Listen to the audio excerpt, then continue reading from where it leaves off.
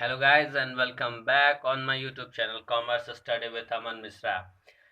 पिछले वीडियो में हम लोगों ने देखा रिसिप्ट एंड पेमेंट अकाउंट के प्रोफार्मा के बारे में और क्या क्या चीज़ें आती हैं और क्या क्या चीज़ें नहीं आएंगी। ठीक है, तो अगर आप इस चैनल पर नए आए हो तो प्लीज़ शेयर सब्सक्राइब और लाइक तो ज़रूर करें। ठीक है, और अगर पुराने हैं तो लाइक करो क्योंकि मैं चाहता हूँ ये वीडियो का लाइक 1000 से ऊपर जाए। ठीक है, तो अगर पिछला वीडियो नहीं देखा है तो इस वीडियो में प्रॉब्लम तो नहीं आना चाहिए, बिकॉज पिछला वीडियो मैंने रिसिप्ट एंड पेमेंट अकाउंट पे बनाया था और ये वीडियो जो है वो इनकम एंड एक्सपेंडिचर अकाउंट पे है। तो और हिंदी मीडियम वालों के लिए बता दूं मैं कि इनकम एंड एक्सपेंडिचर अकाउंट मतलब आय और व्यय खाता। ठीक है, तो आज मैं बताऊंगा आय और व्यय खाता में क्या क्या चीज़ें आती हैं और क्या क्या चीज़ें कैसे कैलकुलेट की जाती हैं। तो ये वीडियो ज़्यादा इंपॉर्टेंट रहने वाला है, बिकॉज इसी के बेस पे आपको क्वेश्चन आएंगे कि आपको क्या करेगा कि रिसिप्ट एंड पेमेंट अकाउंट दे देगा और कहेगा कि आप इनकम एंड एक्सपेंडिचर अकाउंट बनाओ। तो देखिए, रिसिप्ट एंड पेमेंट अकाउंट से इनकम और एक्सपेंडिचर अकाउंट लिटिल बिट अलग होता है। ठीक है, तो आय और व्यय खाता बनाना आपको, देखिए ढांचा वही रहेगा, लेकिन क्या होगा जहां वहाँ रिसिप्ट हो रहा था और पेमेंट हो रहा था तो रिसिप्ट की जगह यहाँ क्या हो जाएगा, एक्सपेंडिचर हो जाएगा। और अमाउंट और आय की जगह वहाँ पेमेंट था और यहाँ क्या है, इनकम है। ठीक है, तो अब हम नीचे देखेंगे अब कि क्या क्या चीज़ें आती हैं। ये जो बुक है वो बीकॉम की बुक है।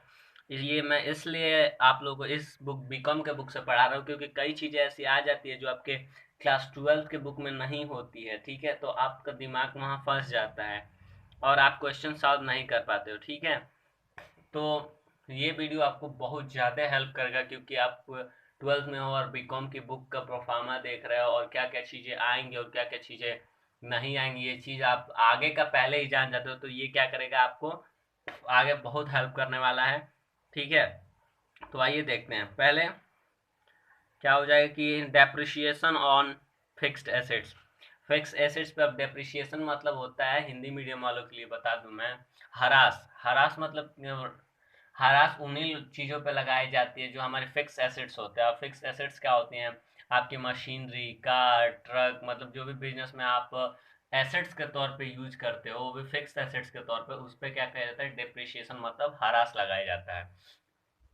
अब हरास कैसे लगाया जाए, जैसे कि क्या होता है हरास लगाने का, कि अगर आपके कंपनी में अकाउंटेंट का ये सब काम होता है कि कितने परसेंट हमारी कंपनी प्रॉफिट में जा रही है, और ये सब सारी चीज़ें अपना प्रॉफिट कम करने के लिए होती है। ठीक है, जैसे क्या करते हैं अकाउंटेंट, बहुत जगह क्या होता है हरास जो है कम मात्रा में लगाए। जैसे आपका 5 लाख का मशीनरी है तो उस पर हरास कई अकाउंटेंट जिस हिसाब से प्रॉफिट होता है उस हिसाब से हरास लगाते हैं, यानी कि डेप्रिसिएशन लगाते हैं।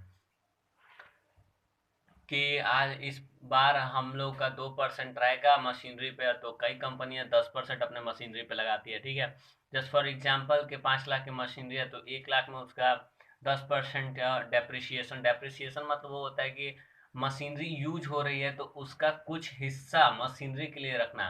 और इससे फायदा ये होता है कि जब हमको मशीनरी खरीद, जैसे 1 करोड़ की मशीनरी लगाई गई है और वो आपको अनुमान है कि 10 साल तक कंफर्म है चलेगी, कुछ नहीं खराब होगा, और ना ही 10 साल तक हमें क्या कोई नई मशीनरी लानी है। ठीक है, तो आप क्या करोगे, 1 करोड़ है तो आप हरास, 1 करोड़ है तो आप हरास लगाना शुरू करोगे कि मतलब 10% अपने प्रॉफिट का, अगर हमको हर साल 1 करोड़ का प्रॉफिट हो रहा है तो 10 करोड़ 10 लाख रुपए जो है हम क्या करेंगे, डेप्रिसिएशन में अगर लगाते हैं तो 10 साल में हमारा क्या मशीनरी का पैसा निकल जाएगा। और फिर जब हमको 10 साल बाद वो मशीनरी खराब हो जाएगी तो जब नई मशीनरी लगानी होगी तो हमें कहीं से पैसे बोरो नहीं करने पड़ेंगे, हमारे पास ऑलरेडी पैसे रहेंगे, कुछ ही पैसा लगा के और अच्छे में मशीनरी खरीद लेंगे। ठीक है, तो ये आप समझ गए होंगे डेप्रिसिएशन ऑन फिक्स एसेट्स। और आता है फिर उसके नीचे loss on sale of assets. अब सेल ऑफ एसेट्स तो समझाना नहीं पड़ेगा, 11th पढ़ के आप लोग आए हो कि किसी भी एसेट को बेचेंगे अगर प्रॉफिट होता है तो क्या हो जाएगा, इनकम अकाउंट में आ जाएगा। जैसे देखिए यहाँ लिखा है इनकम अकाउंट में। ठीक है, और इधर एक और चीज़ है, appropriation with value of. Appropriation मतलब होता है दाम बढ़ना, ठीक है। जैसे आपने 5 लाख की मशीनरी खरीदी है और उसका डिमांड ज़्यादा हो गया, तो वो क्या हो गया, मशीनरी अब 6 लाख में मिलना शुरू हो गया, तो ठीक है। तो आप घटा कहाँ पाए, आप तो भाई बढ़ बढ़ गया ना आपके। आपने बाइक खरीदी 50 हजार की, और आपने देखा कि साल या 2 साल में वो क्या हुआ, तो 1 लाख का हो गया। अगर आप उसको सेल करते तो आपको क्या 50 हजार में खरीदे हो, लेकिन वो अभी तो 1 लाख का मिल रहा है। तो क्या होगा आपको, अगर सेकेंड हैंड किसी को बेच रहे हो तो आप 80 हजार, तो कम से कम 30 हजार तो आप प्रॉफिट में जाओगे ना। तो वही उसके नीचे ही लिख दिया है, profit on sale of assets, ठीक है। और जो इनकम एंड एक्सपेंडिचर जो है, उसमें ये जो सरप्लस और डिफिशिट दिया है, डिफिशियंसी, वो रिसिप्ट एंड पेमेंट अकाउंट का जो बैलेंस है वो है, ठीक है, सरप्लस और डिफिशियंसी। और आते हैं हम उसके आगे, डिटेल डिस्क्रिप्शन, मतलब पूरे डिटेल में पढ़ेंगे कैसे कैसे क्या कैलकुलेट किया जाता है। तो आपको पता है कि सैलरी रेवेन्यू होता है। तो देखिए, सैलरी में अगर outstanding in the end of year, इस साल का अगर है बकाया, आउटस्टैंडिंग मतलब O/S का मतलब होता है आउटस्टैंडिंग, आउटस्टैंडिंग मतलब होता है बकाया, ठीक है। तो अगर इस साल का बकाया है तो वो सैलरी में ऐड होगा। प्रीवियस ईयर में हमने एडवांस दे दिया है तो ऐड होगा, और माइनस होगा जो इस साल स्टार्ट हुआ था, जो ये नया साल स्टार्ट हुआ था उसमें जो हमने, जैसे 1 अप्रैल टू 31 मार्च होता है, तो 1 अप्रैल को ये जो दिखाएगा कि 1 अप्रैल को आपका इतना सैलरी बकाया था, वो क्या होगा, इस साल माइनस है, क्योंकि हम पिछले साल का बकाया था तो इस साल तो पैड करना है ना, तो हम उसको देंगे तो वो भी माइनस हो जाएगा। और लेस करेंगे advance paid in current year, मतलब जिसमें हम एडवांस दे, जो जब इस साल अब जैसे 31 मार्च 2021 है तो हमने एडवांस दे दिया है, तो एडवांस क्या होगा, माइनस होगा, ठीक है। इंश्योरेंस प्रीमियम, इंश्योरेंस प्रीमियम है प्रीपेड, प्रीपेड मतलब होता है आगे का पेड कर देना, आउटस्टैंडिंग मतलब बकाया, प्रीपेड मतलब पहले ही दे दिए हैं, ठीक है। तो वो लेस हो जाएगा, और प्रीपेड इन प्रीवियस ईयर, पिछले साल दे दिए थे अगले साल के, तो इस साल मेंटेन हो जाएगा ना, अब इस साल जो आगे के लिए देंगे वो माइनस हो जाएगा, ठीक है, इंश्योरेंस में। और loss on sale of assets, वही जो हम लोग बात देखें, मेन चीज ये है, इसी को दिया है उसको डिटेल डिस्क्राइब किया है, ठीक है। अब loss on sale of asset, ठीक है, हमने बेचे हैं एसेट्स को, तो book value of sold good, book value क्या लिखे गए थे, तो 50 हजार का हमने खरीदा था। और सेल प्राइस, तो सेल कितने में किए हैं, तो अगर 30 हजार में सेल किए हैं तो इस क्या होता है, डेबिट साइड आ जाएगा। और अगर ज़्यादा अमाउंट में सेल किए हैं, जैसे sale of profit, sale of price, ठीक है, तो क्या होगा, ये जो है क्रेडिट साइड में आ जाएगा।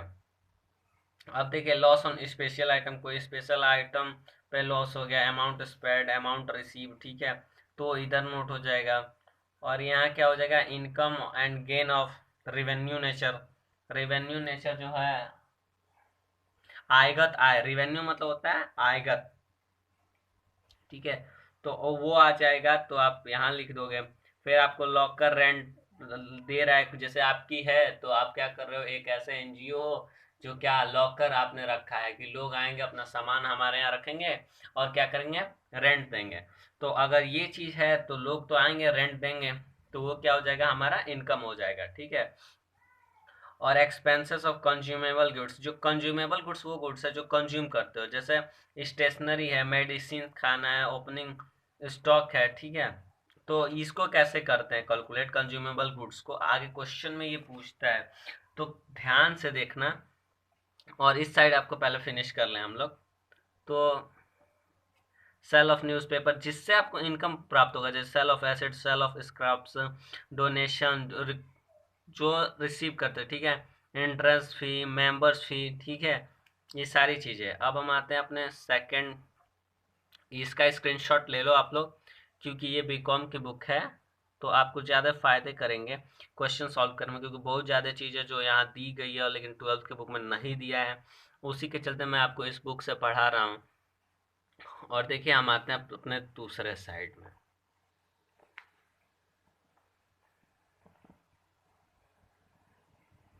ठीक है। तो ध्यान से देखिए, इसका भी स्क्रीनशॉट आप ले लीजिए, जरूरी है। तो देखिए इसमें क्या होता है, अभी मैंने बोला था आपको एक्सपेंस ऑफ कंज्यूमेबल गुड्स को जो ऐड करने का दिखाएगा, तो इसमें परचेज ड्यूरिंग द ईयर, जो इस साल का परचेज होगा वो ऐड होगा। Credit of goods at the end of year, जितने क्रेडिट होंगे वो गुड्स ऐड हो जाएंगे। Advance payment for goods in the last year, जो पिछले साल हमने एडवांस में पेमेंट कर दिया था लेकिन सामान मिला नहीं था, वो ऐड हो जाएगा। और क्या होगा, लेस होगा। क्लोजिंग स्टॉक ऑफ गुड्स, जो क्लोजिंग स्टॉक जो है वो माइनस हो जाएगा। क्रेडिटर जो है बिगनिंग में था, क्रेडिट था, बकाया था, वो माइनस हो जाएगा। और एडवांस पेमेंट कर दिए हैं अगले साल के लिए, तो वो माइनस हो जाएगा। ठीक है, तो ये चीज़ें हैं। और इधर आप लोग देते एडमिशन फ़ी आ जाएगा, ट्यूशन फ़ी आएगा, प्रॉफिट ऑन सेल आएगा, चैरिटी क्रेडिट आएगा। देखिए डेबिट और क्रेडिट दो चीज़ें ध्यान दीजिएगा। क्रेडिट आएगा तो आएगा इनकम में, और डेबिट आएगा तो क्या होगा, वो एक्सपेंडिचर में आएगा। ठीक है, तो आपको क्वेश्चन में क्लियर किया रहता है, जैसे यहाँ लिखा है क्रेडिट डेबिट और चैरिटी, सॉरी चैरिटी डेबिट, और यहाँ लिखा रहता है चैरिटी क्रेडिट, वो चीज़ें आपको क्वेश्चन में भी लिखी रहेगी। और income and lecture, income from canteen से इनकम होगा। ठीक है, advertisement, rent, hearing ground, contribution of dinner party, ठीक है, और ग्रांट ऑफ म्यूनसिपल क्रॉप्स, ये सब सारी जो चीज़ें हैं, इन interest on investment, interest on security, interest on deposit.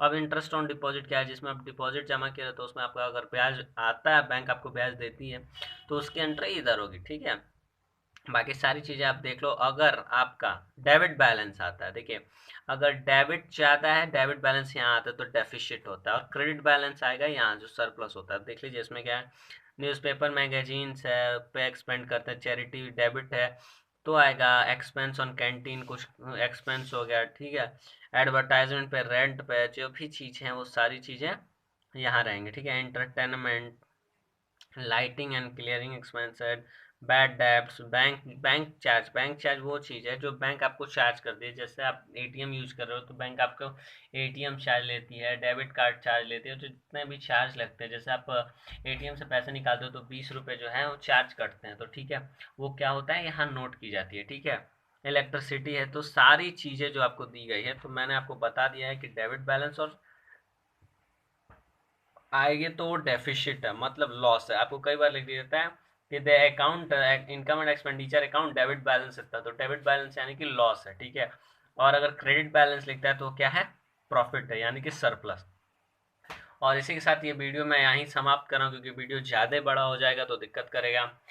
तो क्लास 12th का ये मेन चीज़ ख़त्म हो गया है, इनकम एंड एक्सपेंडिचर मैंने ख़त्म कर दिया।